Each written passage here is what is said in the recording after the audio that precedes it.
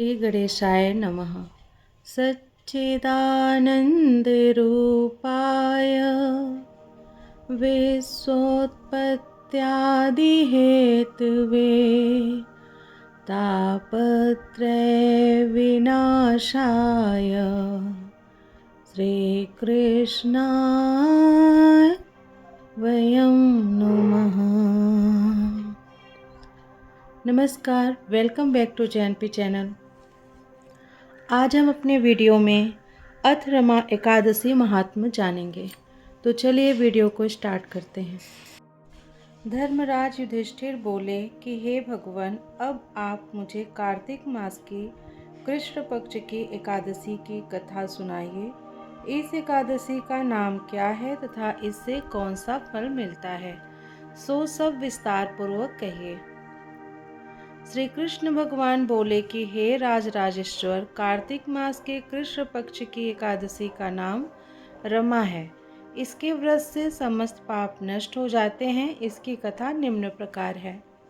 प्राचीन काल में मुचुकुंद नाम का एक राजा राज्य करता था। इंद्र, वरुण, कुबेर, विभीषण आदि उसके मित्र थे। वह सत्यवादी तथा विष्णु भक्त था। उसका राज्य बिल्कुल अकंटक था। उसके एक उत्तम चंद्रभागा नाम की लड़की थी।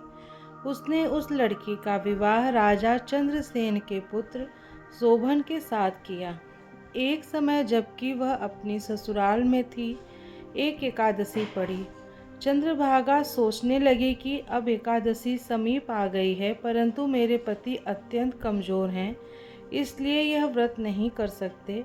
परंतु मेरे पिता की आज्ञा कठिन है। जब दशमी आई तब राज्य में ढिंढोरा पिटा। उसको सुनकर शोभन अपनी पत्नी के समीप गया और उससे पूछा कि हे प्रिय, तुम मुझे कुछ उपाय बतलाओ, क्योंकि यदि मैं व्रत करूंगा तो अवश्य ही मर जाऊंगा।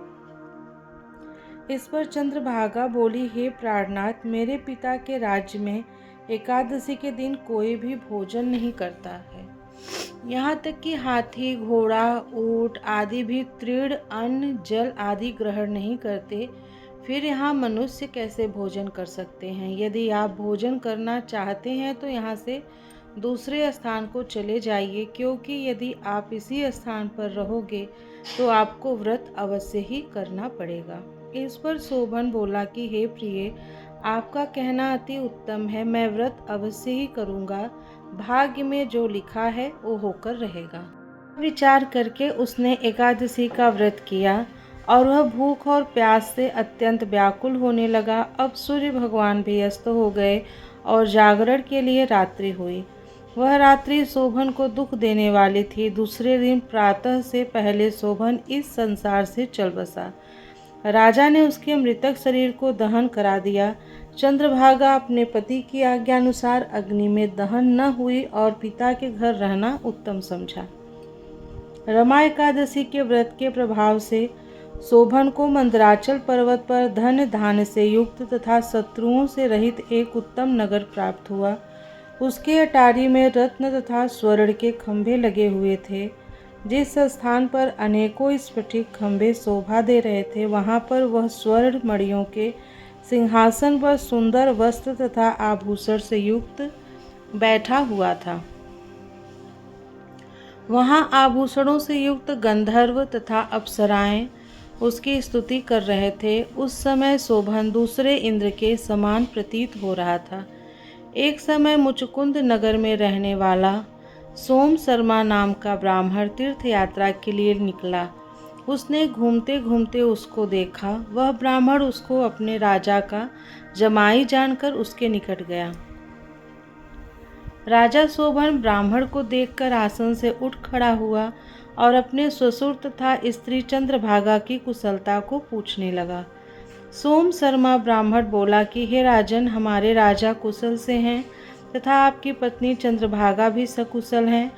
अब आप अपना वृत्तांत बतलाइए। मुझे यह बड़ा आश्चर्य है कि ऐसा विचित्र और सुंदर नगर, जिसको न तो मैंने कभी सुना और न कभी देखा है, आपको किस प्रकार प्राप्त हुआ। शोभन बोला कि हे ब्राह्मण, यह सब कार्तिक मास की कृष्ण पक्ष की रमा एकादशी के व्रत का प्रभाव है। इसी से मुझे यह अनुपम नगर प्राप्त हुआ है। परंतु यह अध्रुव है। इस पर ब्राह्मण बोला, हे राजन, यह अध्रुव क्यों है? अध्रुव किस प्रकार हो सकता है, सो आप मुझे समझाइए। मैं आपके कहे अनुसार ही करूँगा। आप इसमें किंचित मात्र भी झूठ न समझें।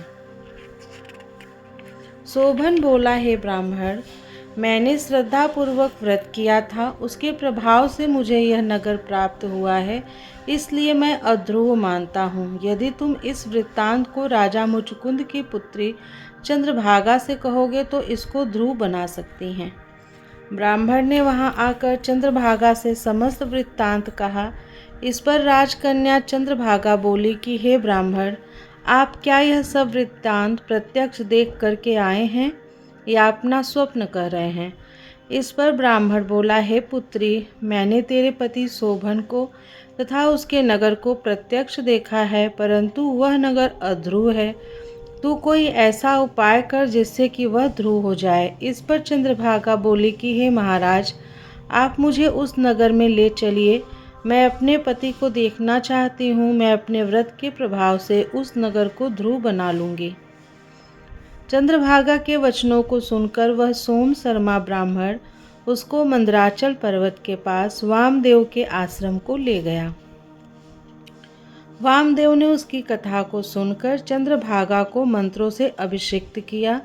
चंद्रभागा मंत्रों तथा व्रत के प्रभाव से दिव्य देह धारण करके पति के पास चली गईं। शोभन ने अपनी स्त्री चंद्रभागा को देखकर प्रसन्नतापूर्वक अपने वाम भाग में बैठाया।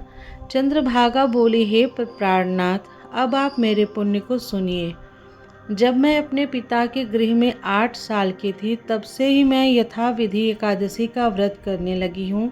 उन्हीं व्रतों के प्रभाव से आपका यह नगर ध्रुव हो जाएगा और समस्त कर्मों से युक्त होकर प्रलय के अंत तक रहेगा। चंद्रभागा दिव्य रूप धारण करके तथा दिव्य आभूषणों तथा वस्त्रों से सजकर अपने पति के साथ आनंद पूर्वक रहने लगी और शोभन भी उसके साथ आनंद पूर्वक रहने लगा। हे राजन, यह मैंने रमा एकादशी का महात्म्य कहा है। जो मनुष्य इस रमा एकादशी के व्रत को करते हैं, उन्हें समस्त ब्रह्म हत्या आदि पाप नष्ट हो जाते हैं। जो मनुष्य रमा एकादशी का महात्म्य सुनते हैं, वे अत्यंत अंत समय विष्णु लोक को जाते हैं।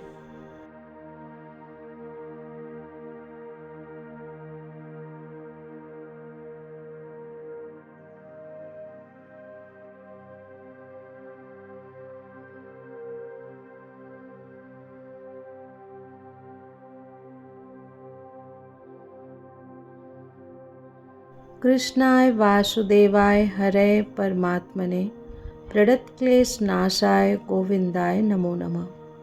मिलती हूँ आप लोगों से नेक्स्ट वीडियो में। तब तक के लिए एकादशी महात्म्य सुनने के लिए